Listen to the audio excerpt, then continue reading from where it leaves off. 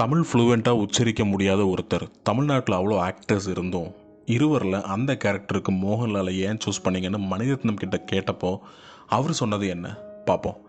Happy birthday Laletta. ரீசெண்டாக release ஆன மலைக்கோட்டை வாலிபனோட ஹெட்டிங்கில் மலையாளத்தோட மோகன்லால் நடிக்கும்னு தான் போட்டிருப்பாங்க. இதை பற்றி டைரக்டர் லிஜோ கிட்ட கேட்குறப்ப அவர் சொன்னது அதுதானே உண்மை. அவர் மலையாளத்துக்கு சொந்தமானவர். மலையாள சினிமாவில் அந்தளவுக்கு பெரிய தாக்கத்தை மோகன்லால் கடந்த பல வருஷங்களாக பண்ணிகிட்டு இருந்திருக்காரு. நிறைய ஹிட்ஸ், ஏகப்பட்ட ஃப்ளாப்ஸ், மீடியோக்கர் மூவிஸ்னால் அவரோட ஃபிலிமோகிராஃபி எப்பவும் ஆச்சரியப்படுத்திகிட்டே இருக்கும். இந்த வீடியோவில் உங்கள் ஃப்ரெண்ட்ஸ் ஃப்ரம் தமிழ்நாடு ஒரு எனி அதர் ஸ்டேட்டுக்கு நீங்கள் சஜஸ்ட் பண்ணக்கூடிய ஒரு 10 மோகன்லால் படங்களை பற்றி தான் பார்க்க போகிறோம். ஸ்பெஷல் மென்ஷனில் ஒரு ஷார்ட் ஃபிலிம் பார்ப்போம். 2005 பிஜாய் நம்பியார் டைரக்ட் பண்ணி மோகன்லால் நடித்த ரிஃப்ளெக்ஷன்ஸுங்கிற குறும்படம். இது யூடியூப்பில் அவைலபிளாக இருக்குது. பெருசாக குவாலிட்டி பிக்சர் இல்லை, பட் செக் அவுட் பண்ணி பாருங்கள். Number 1 Bhramaram, year 2009, directed by Blessy. சின்ன வயசில் கூட படித்த ஒரு ஃப்ரெண்டை தேடி இன்னொரு ஃப்ரெண்டு போகிறாரு. கொஞ்ச நேரத்தில் இவன் கூட படித்த ஃப்ரெண்டு தானா இல்லை வேறு யாராவதுன்னு நினச்சி அந்த ஃப்ரெண்டோட ஃபேமிலி மெம்பர்ஸ் உட்பட பயப்படுறாங்க. ஃபஸ்ட்டு 1 மணி நேரம் இந்த குழப்பத்திலேயே படம் நகருது. அதுக்கப்புறம் ஒவ்வொரு முடிச்சா அவுத்து இந்த ஃப்ரெண்டு எதுக்காக வந்தான், இவனோட மோட்டிவ் என்னங்கிறதெல்லாம் எக்ஸ்பிளைன் பண்ணி முடிக்கிறப்போ நமக்கே கொஞ்சம் ஷாக்கிங்காக இருக்கும். அதுக்கப்புறம் கிளைமேக்ஸ் எல்லாம் நெருங்கும் போது உங்களை அறியாமையே நீங்கள் அழுதுருவீங்க.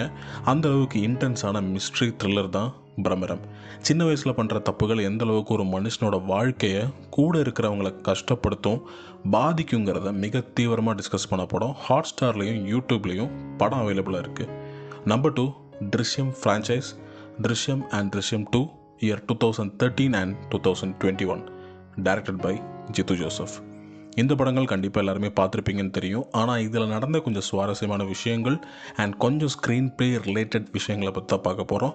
த்ரிஷ்யமோட பிரம்மாண்ட வெற்றியை தொடர்ந்து ஜித்து ஜோசஃபை யார் பார்த்தாலும் இதுக்கு சீக்குவல் எடுங்கன்னு, செகண்ட் பார்ட் எடுங்கன்னு டார்ச்சர் மேலே டார்ச்சர் பண்ணிகிட்டு இருந்தாங்க. ஏற்கனவே த்ரிஷ்யம் படம் மேலே கதை திருட்டு கான்ட்ரவர்சிஸ் எல்லாம் போயிட்டு இருந்த டைம் அது. இவ்வளோ நல்ல படத்துக்கு செகண்ட் பார்ட் எடுத்து தப்பி தவறி அது ஆடியன்ஸுக்கு பிடிக்காமல் போயிடுச்சுன்னா அது கண்டிப்பாக ஃபஸ்ட் பார்ட்டை நெகட்டிவாக பாதிக்குங்கிற தெளிவு ஜித்து ஜோசப் கிட்டே இருந்துச்சு.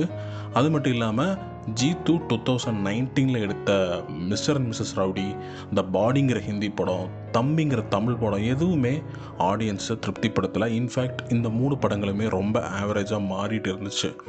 அந்த டைமில் தான் ஜித்து சரி நம்ம சீக்குவல் எடுக்க வேண்டிய டைம் இதுதான், தப்போ சரியோ பண்ணலாம், ஆனால் நம்மளோட 200% கொடுக்கலான்னு முடிவு எடுத்து எழுத ஆரம்பிக்கிறாரு. ரிலீஸுக்கு முன்னாடி படம் ஓடிடியில் தான் வரும்னு சொல்லப்பட்டுச்சு கோவிட் டைம்ங்கிறனால. அதே மாதிரி படம் வந்துச்சு. நல்லா இருக்காதுன்னு நினச்ச எல்லாரையும் ரொம்ப ஆச்சரியப்பட வச்சு அந்த படம் சூப்பர் ஹிட்டாக மாறுது. இந்த படத்தை தியேட்டரில் பார்க்க முடியலன்னு நிறைய பேர் வருத்தப்பட்டாங்க. அந்தளவுக்கு த்ரிஷ்யம் 1க்கு ஈக்குவலாகவே இந்த படமும் மாறிடுச்சு. இந்த படத்தோட ஸ்பெஷாலிட்டியே ஸ்க்ரீன் ப்ளே தான். How to write a proper screenplay and சீக்வல்ங்கிறத இந்த 2 படங்களையும் அனலைஸ் பண்ணி பார்த்துக்கலாம்.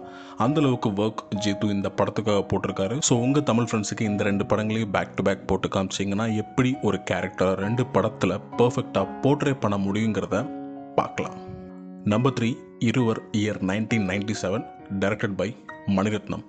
ஏற்கனவே மணிரத்னம் அண்ட் மோகன்லால் உணர்வுன்னு ஒரு மலையாள படம் பண்ணியிருந்தாங்க. அதுக்கப்புறம் எப்படி எம்ஜிஆர் ரோலுக்கு மோகன்லாலை யோசிச்சார்னு யாருக்குமே புரியல. இன்ஃபேக்ட் அந்த டைமில் மணிரத்னமோட இந்த டிசிஷனுக்கு நிறையா மறைமுக எதிர்ப்பு இருந்துச்சு. தமிழ் படம் பண்ணுறீங்க, தமிழில் அவ்வளோ ஆக்டர்ஸ் இருக்காங்க, ஏன் நீங்கள் மலையாளத்தில் இருந்து மோகன்லாலை கொண்டு வரீங்கன்னு நிறைய பேர் கேட்டாங்க. அதில் முக்கால்வாசி பேர் எம்ஜிஆர் ஃபேன்ஸ். அவங்கக்கிட்ட மணிரத்னம் கேட்ட ஒரே கேள்வி தான், உங்களோட தலைவர் அதாவது சீஃப் மினிஸ்டர் திரு எம்ஜிஆர் எந்த ஊருக்காரன்னு உங்களுக்கு தெரியுமான்னு. அவங்க வாயடைச்சு போயிட்டாங்க. எக்ஸாக்ட்லி, எம்ஜிஆர் ஒரு மலையாளி நிறைய பேருக்கு தெரியாது, நிறைய பேர் மறந்துருப்பாங்க. ஏன்னா அவரோட முழு ஆளுமையை நம்ம பார்த்தது இங்கே தமிழ்நாட்டில் தான். மலையாளிங்களை குறை சொல்கிற அதே ஆளுங்களோட வீட்டு செவத்தில் எம்ஜிஆர் படங்கள் தொங்கிட்டு இருந்திருக்கிறத பார்க்கலாம். நம்ம குறை சொல்கிற ஊரில் தான் நம்ம தலைவரே பிறந்திருக்காருன்னு அவங்க சில சமயம் யோசிக்கிறதில்ல. அதில் தப்பே இல்லை. பிறந்த ஊருக்கும் வாழ்ந்த வாழ்க்கைக்கும் செஞ்ச சேவைக்கும் எந்த விதமான சம்மந்தமும் கிடையாது. ஸோ சொல்ல வர்றது என்னென்னா, மோகன்லால் எம்ஜிஆர் ஒரு அனந்தன்கிற அந்த கேரக்டரில் ஆழமாக இறங்கி நடித்தது பார்த்து எல்லோரும் வியந்து போயிட்டாங்க. அதுலேயும் ஆனந்தனோட ஸ்ட்ரகிளிங் பீரியட், மோகன்லாலோட ஆக்டிங், அவரோட ஃபேஸ் ரியாக்ஷன்ஸ் எல்லாம் பார்க்குறப்ப இன்றைக்கும் இவர் எப்படி இதெல்லாம் பண்ணாருங்கன்னு ஒரு கேள்வி மட்டும்தான் இருக்குது. Number 4 Thanmathra, year 2005, directed by Blessy. இந்த படம் என்னோடய ஃபேவரட் படம். ஆனால் இன்னொரு வாட்டி பார்க்க மாட்டேன்னு சில படங்கள் நம்ம சொல்லுவோம்ல, அந்த மாதிரி ஒரு படம் தான் தன்மாத்ரா. ஒரு காலத்தில் தமிழ் அண்ட் மலையாள சினிமாவில் மெடிக்கல் கண்டிஷனை பேஸ் பண்ணி நிறைய படங்கள் வந்துட்டு இருந்துச்சு. அன்னியன், கஜினி அந்த மாதிரி படங்கள். அந்த வகையில் வந்த ஒரு படம் தான் தன்மாத்ரா. அல்சைமர்ஸ் டிசீஸ் நான் என்னன்னே தெரியாமல் இருந்த ஒரு சொசைட்டி முன்னாடி பிளஸி இந்த படத்தை நரேட் பண்ணுறாரு. ரமேஷனுங்கிற ஒரு கவர்மெண்ட் எம்ப்ளாயி, ஒய்ஃபு, 2 குழந்தைங்களோட ஒரு அழகான வாழ்க்கையை வாழ்ந்துட்டுருக்காரு. அவ்வளோ ஹாப்பியான ஃபேமிலி. பையனை ஐஏஎஸ் ஆக்கணுன்னு அவன் கூட ஒரு ஃப்ரெண்டாக கைடாக நின்று ஒவ்வொரு விஷயத்தையும் பார்த்து பார்த்து சொல்லி கொடுக்குறாரு. ஆனால் கொஞ்சம் கொஞ்சமாக ரமேஷனுக்கு ஞாபக மறதி வருது. முதல்ல சின்ன சின்னதாக ஆரம்பித்து ஃபைல் மறக்கிறது, காய்கறி வாங்க மறக்கிறதுன்னு ஆரம்பிக்கிற இந்த மறதி ஒரு கட்டத்தில் பெருசாக ஸ்ப்ரெட் ஆக ஆரம்பிக்குது. தன்னோட குடும்பத்தையே மறக்கிற அளவுக்கு, தான் யாருன்னு மறக்கிற அளவுக்கு அந்த மறதி நோய் தீவிரமாக உருவெடுத்து ரமேஷனோட லைஃப்பை தலைகீழாக மாற்றுது. இந்த சுச்சுவேஷனில் அவரும் அவர் ஃபேமிலியும் சந்திக்கிற விஷயங்களை தான் படத்தில் காமிச்சிருப்பாங்க.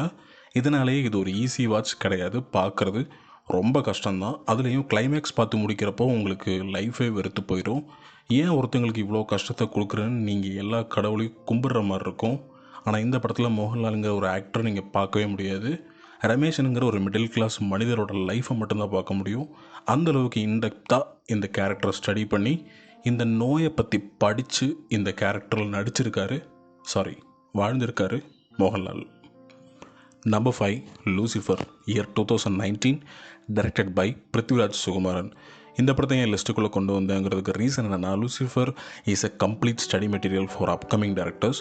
பொலிட்டிக்கல் க்ரைம் த்ரில்லருங்கிற ஜான்ராக்குள்ளே வர படம். சட்டிலான மாஸ் சீக்வன்சஸ், நீட்டான ஃபைட் சீக்வன்சஸ், கிறிஸ்பான டயலாக்ஸ்னு அந்த டைமில் இந்த படம் ஒரு டிஃப்ரெண்ட் எக்ஸ்பீரியன்ஸை கொடுத்துச்சு. அதுக்கு மெயின் ரீசன், இதுக்கு முன்னாடி வந்த படம் ஒடியன் ஒரு ஹொரர் மிஸ்ட்ரி த்ரில்லர்னு நினச்சி உள்ளே போன ஆடியன்ஸ், மோகன்லால் ஃபேன்ஸ் உட்பட எல்லாருமே அழுதுட்டு தான் வெளியே வந்தாங்க. அந்தளவுக்கு கொடூரமான ஒரு படம்.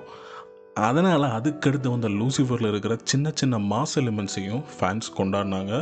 இந்த படத்தோட ரைட்டர் முரளி கோபி. இருந்தாலும் இந்த படத்தை டைரக்ட் பண்ண actor and director Prithviraj director ஸ்கிரிப்ட்னு ஒன்று தனியாக வச்சுருப்பார். எடுக்க போகிற ஷார்ட்ஸ் என்ன, கேமரா லென்ஸ், பொசிஷன், டிஸ்கிரிப்ஷன்னு எல்லாத்தையும் ரொம்ப டீட்டெயிலாக எழுதி இந்த படத்தை டைரக்ட் பண்ணியிருக்காரு. ஒரு சீனை எப்படி ஸ்டேஜ் பண்ணுறங்கிறத சூப்பராக இந்த படத்தில் இருந்து கற்றுக்கலாம்.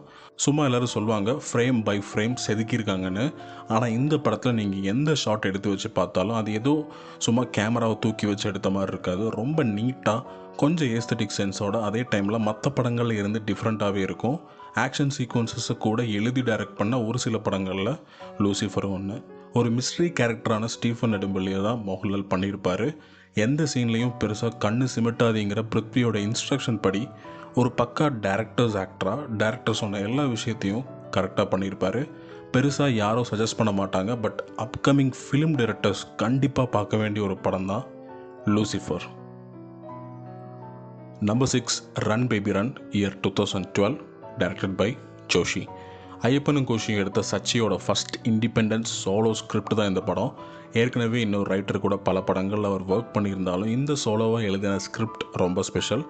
கேரளாவில் நியூஸ் சேனல்ஸ் நடக்கக்கூடிய சுவாரஸ்யமான விஷயங்களை வேணுங்கிற கேமராமேன் மூலமாக சொல்ல ட்ரை பண்ணியிருப்பார். ஒரு மீடியா த்ரில்லர், ஆக்ஷன் த்ரில்லர்னு பல ஜான்ராக்குள்ளே இந்த படத்தை கொண்டு வரலாம்.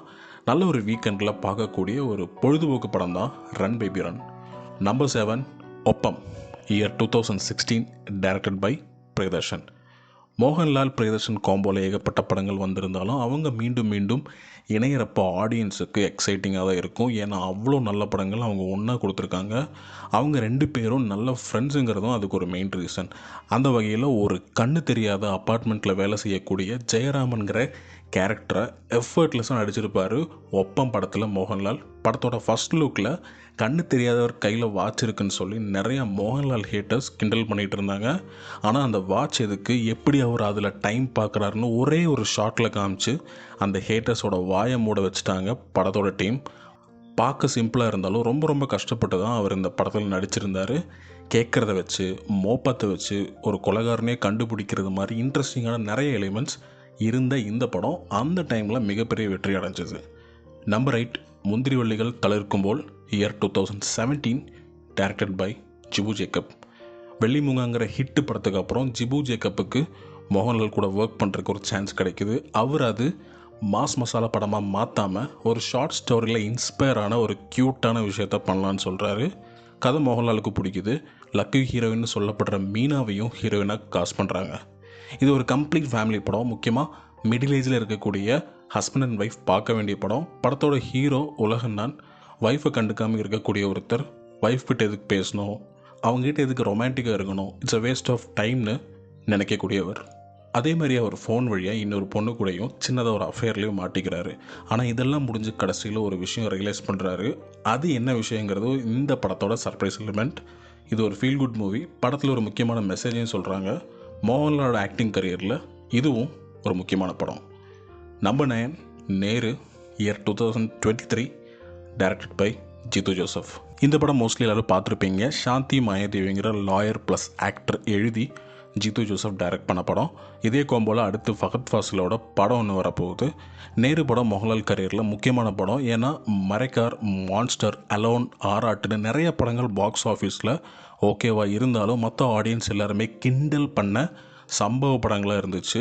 இடையில ஜித்து ஜோசப் மோகன்லால் கோம்போல வந்த 12th மேன் ஓரளவுக்கு ஓகேவா இருந்தாலும் பேக் டு பேக் சம்பவங்களை அவர் ரொம்ப வருத்தப்பட வச்சிருச்சு. ஸோ அப்போ தான் சாந்தி மாயாதேவி ஒரு பக்கா ஸ்கிரிப்டோட இவங்க முன்னாடி வராங்க. இந்த படத்தில் மோகன்லாலோட ஆக்டிங்க்கு பெருசாக ஸ்கோப் இல்லாட்டியும் ரீசெண்டாக வந்ததில் அவரோட படத்தில் கதைக்கு மிக முக்கியமான பங்களிப்பு இருக்கக்கூடிய சில படங்களில் இந்த படமும் ஒன்று. இதுக்கப்புறம் அந்த மலைக்கோட்டை வாலிபன் மறுபடியும் ஃபேன்ஸை ஏமாத்திருச்சுங்கிறது இன்னொரு கதை. Number 10 Guru, year 1997, directed by Rajiv Anchal. ஆஸ்கருக்கு மலையாளத்திலிருந்து ஃபர்ஸ்ட் சப்மிட் பண்ணப்பட்ட படம். இந்தியாவிலேருந்து போன official entry, but unfortunately nominate ஆகலை. மலையாள சினிமா அது வரைக்கும் பார்க்காத ஒரு ஃபேண்டசி மூவியாக மாறுது.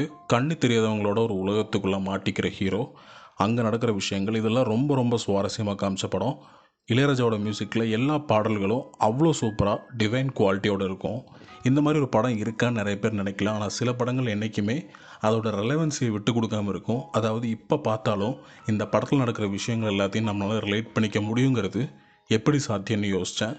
அதுக்கு ஒரே ஒரு ரீசன் தான், இன்றைக்கும் மாறாமல் நம்ம கண்ணு முன்னாடி நடக்கிற ஒரு விஷயம் நம்மளை அழிச்சிட்ருக்கு. அது இன்றைக்கும் இருக்குது, அன்னைக்கும் இருக்குது. அது என்னங்கிறது உங்களுக்கு படம் பார்க்கும்போதே தெரியும். இந்த படத்தை பற்றி நிறைய பேச விரும்பலை. ஆனால் இது பார்த்து முடித்தா கண்டிப்பாக ஒரு 2 நாள் இதை பற்றி யோசிப்பீங்க. அந்தளவுக்கு ஸ்ட்ராங்கான ஒரு கண்டென்ட் இருக்கக்கூடிய படம். ரொம்ப ஃபியூச்சரிஸ்டிக்காக எடுக்கப்பட்ட இந்த படம் ஆனால் அந்த டைமில் பெருசாக யாருனாலையும் ஜீரணிக்க முடியல. முக்கியமாக இதில் சொல்லப்பட்ட கருத்துனால. இந்த எல்லா படங்களையும் உங்கள் ஃப்ரெண்ட்ஸுக்கு சஜஸ்ட் பண்ணுங்கள். மூவி லவர்ஸ், வீடியோ பிடிச்சிருந்த ஒரு லைக் பண்ணி சேனலை சப்ஸ்கிரைப் பண்ணுறதை மறந்துடாதீங்க. மீண்டும் ஒரு வீடியோவில் சந்திக்கலாம்.